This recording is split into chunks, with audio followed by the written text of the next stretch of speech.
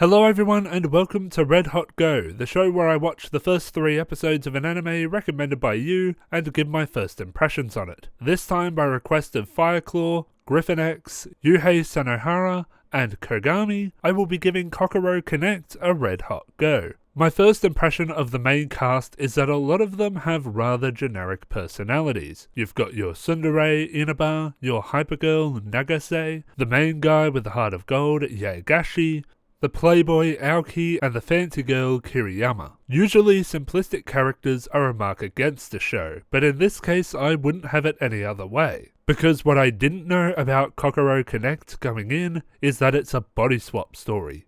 I love body swap stories, and it makes sense to have basic personality types for the main characters of a body swap story, since it's fun to watch them act like their usual selves in the body and voice of someone who usually behaves differently. It's made clear from the start that these teenagers have some severe hang-ups, some of them very severe indeed, and it's directly shown that through body swapping they will help each other out. We get our first taste of this when it comes out that Kiriyama failed to defend herself against a would-be assaulter when she was younger. And we as an audience are made to take it seriously since she was never the victim of perv pandering. If only other shows understood this. When she body swaps with Yagashi, he in her body shows the best way to incapacitate any man. Yes, it is precisely what you think, and yes, it is amusing to watch.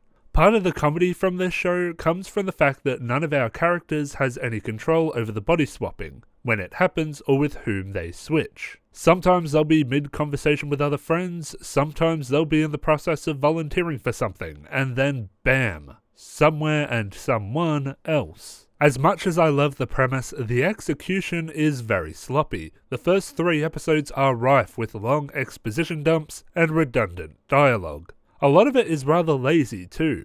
There was a very strange exposition dump at the start of episode 3 where Inaba talks about how the body swapping thing would tear them apart.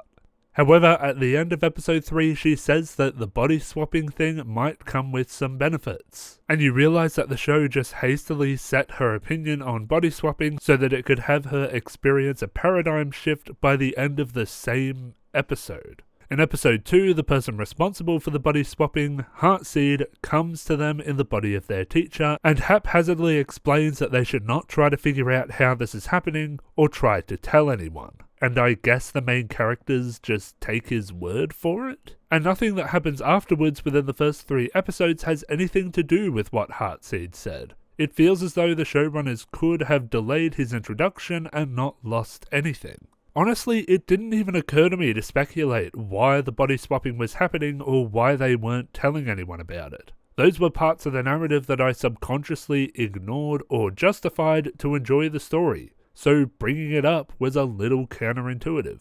Hopefully the show gets better in terms of the clumsy expositing and redundant dialogue, but I doubt it. These problems in early episodes are usually emblematic of a problem with the broader narrative. However, so long as the body swap shenanigans remain constant and entertaining, that might just be enough to get me through. From ice cold to red hot, I give Kokoro Connect a rating of lukewarm. I will undoubtedly continue to watch this show as long as it continues to explore its core premise. And that is it for this episode of Red Hot Go. I'd like to thank my patrons, Orion Tran, Quincy Chamberlain, Jamman5, Lars Espen, Shark, Data52, Nerxu, Pixcalibur, Alberto Cruz, Tyler Bennett, Tenka, and Jeremy Bashik. If you would like to support this channel further, consider becoming a patron yourself. Thank you all very much for watching, and I will see you next time.